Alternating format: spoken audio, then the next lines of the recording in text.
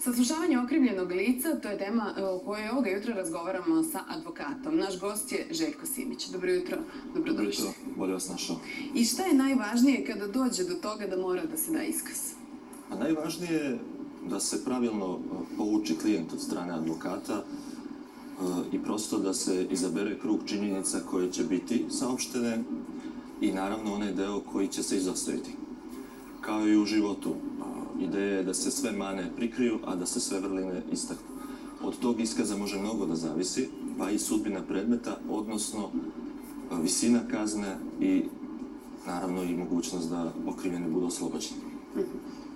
Postoji nekoliko, dakle, u toku krivičnog postupka momenta kada okrivljeni može da bude saslušan, prvenstveno to je pred MUP-om, to je dakle prvi kontakt i prvi takozvani predkrivični postupak, iskaz pred MUP-om, potom iskaz pred tužiocem u ovom novom sistemu, pa ukoliko se rešava u pritvoru, takođe iskaz pred sudijom za prethodni postupak i na kraju iskaz pred sudijom na glavnom pretresu. To su dakle 3 ili 4 situacije gde može da se daje iskaz i svaki put može da se napravi neka greška i svaki put može da se učini nešto dobro u interesu. Ali kada kažete da svaki put može da se napravi neka greška, šta konkretno misli? Na šta konkretno misli? Pa može da se da izjava koja inkriminiše. Jer pazite, ukoliko drugih dokaza nema, onda je najvažniji dokaz upravo izjava okrivljenog. I pošto ona može biti upotrebljena kao dokaz, svako od nas ima situacije kada može da napravi neku omašku. Upravo je to i najvažniji posao advokata da klijenta dobro pripremi i da on takve greške ne čini, odnosno, kao što rekoh, da istakne ono što mu ide u prilog, da to maksimalno ispotencira, a da izostavi sve što ga inkriminiše i što može da ga tereti u konkretnoj situaciji. Koliko puta može da se ispituje okrivljeni? Dakle, koliko puta može da daje svoj iskaz? On može da daje iskaz u principu najmanje, recimo 3 puta ili 4, zavisno od ovoga što sam pomenuo, ali može i više puta, može da menja iskaz u toku samog postupka. Međutim, to, kao i u normalnom životu, nije preporučljivo, jer sud ima pravo na slobodno sudijsko uverenje. I ako se pred vama nalazi osoba koja stalno menja iskaz, vi zaista možete vrlo lako da dođete do stava da toj osobi ne treba pokloniti poverenje, odnosno da iz njenog iskaza izdvojite delove koji samo odgovaraju, recimo, optužbi. Pa to je bitno, na koji način sud posmatra toliko promenu iskaza, jer ako se govori o istom slučaju, o istoj situaciji, prosto je negde i nemoguće da se više puta, to je da se na drugačiji način nešto interpretira. Pa znate kako, odbrana je kao jedrenjak, ajte sad da tako se plastično izrazim. Ako se na početku dobro usmeri, onda nema mnogo izmena iskaza i to ide svojim tokom. Drži se kontinuitet odbrane u smislu zauzetog stava i nema promjena.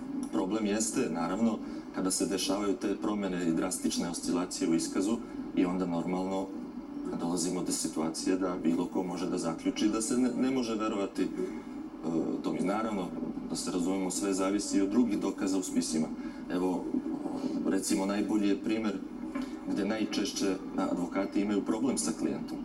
Primera radi, lice, na primjer, obija apoteku. I sada, policija kaže imamo sve na snimku. I sada to lice, pošto je nosilo, na primjer, masku i neki duks sa kapuljačom, ono misli nema šansi da oni znaju tačno ko sam ja, jer ja sam imao kapuljaču, imao sam masku. Ali šta se desi? 200 metara od mesta na kome se nalazi apoteka, gde su zabeležile kamere to lice sa kapuljačom i maskom, ovo lice uzme pa odbaci, na primjer, skine taj duks i odbaci tu masku, misleći da je time prikrilo svoj identitet, ali zanemari da 30 metara dalje, primjera radi, postoji kamera banke koja snima upravo taj moment kad ono to čini i dodatno, primjera radi, na toj kapuljači se nađe vlas kose kao nesporan DNK trag. E sada, advokat, kada se dešava saslušanje pred MUP-om, ne može da zna sve ove činjenice. Može da dobije eventualno podatak da imaju sve na kameri, primjera radi.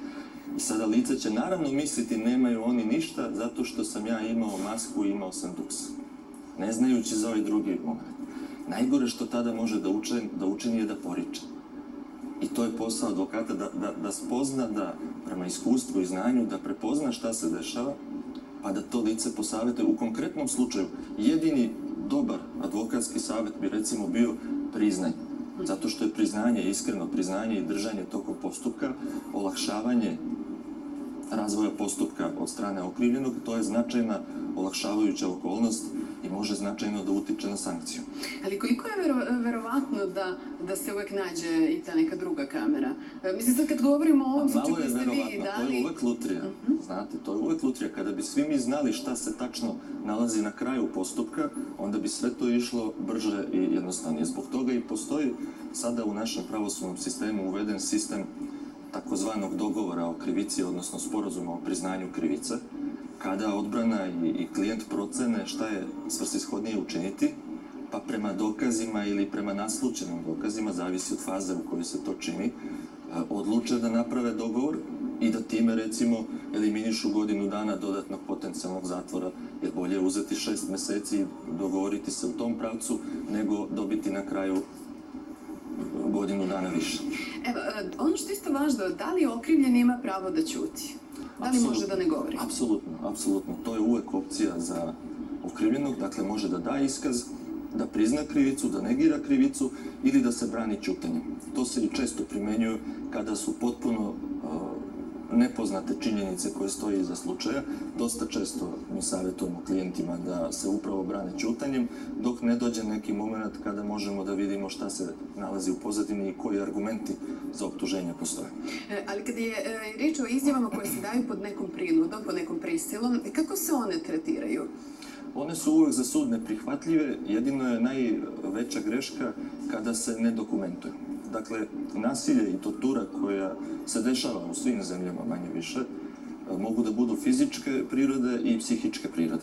One koje su fizičke prirode, one se lako dokumentuju tako što advokat zahteva da hitna pomoć, odnosno urgentni centar, čim to bude moguće, konstatuju povrede koje je zadobilo lice tokom boravka u policiji, a u slučaju da su u pitanju takozvana psihička zlostavljanja i pritisci, oni se nešto teže dokazuju, međutim i na njih značajno sud obraća pažnju.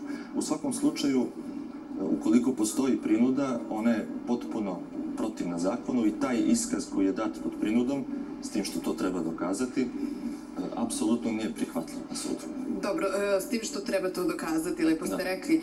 Šta se događa ukoliko to nije moguće dokazati, ukoliko su to oni oblici i prinude koji nisu toliko transparentni? To su mane sistema i dok se ne uvedu neki oblici kontrole i nadzora na tim dešavanjima, bit će zloupotreba i bit će takvih situacija. Šta bi negde za kraj razgovora bio vaš savjet?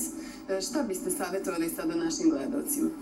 Pa znate kako, ne treba, dosta se često napravi greška da i kada odbrana nije obavezna, građanin misli, nemam ja šta da nekoga konsultujem, da se savjetujem.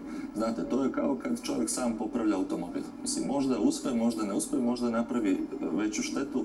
Nije zgoreg konsultovati advokata, ne mora advokat da se vodi sa sobom na iskaz, ali može i da se dođe, da se pozove, da se napravi sastanak u kancelariji, da se posavetuje. To nikako ne može da škodi, znači da apsolutno koristi. Ali zbog čega je važno konsultovati advokata pre iskaza?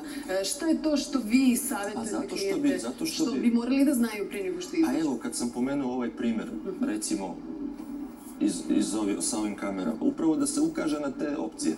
Pa može da se seti, da, tu je Raiffeisen banka na uglu, recimo, za koju znamo, na primjer, da ima funkcionalne kamere 24 časa dnevno. Pa da dođe do toga da je možda načinjen neki propust i da je vrlo verovatno da postoje dokazi koji ga potpuno inkriminišu. Primjer, mislim, svaki slučaj od sebe do sebe ima svoje osobenosti, ali u svakom slučaju advokat zna mnogo više nego bilo koji građanin, čak i onaj koji je višestruko osuđivan, jer mi se sa tim svakodnevno susrećemo sa primjerima iz prakse i prosto znamo neke stvari da prepoznamo i da pomognemo klijentu da mu ukažemo na sve opasnosti koje vrebaju. Hvala vam mnogo što ste bili gost Hvala vama. našeg programa. S nama je bio advokat Željko Simić.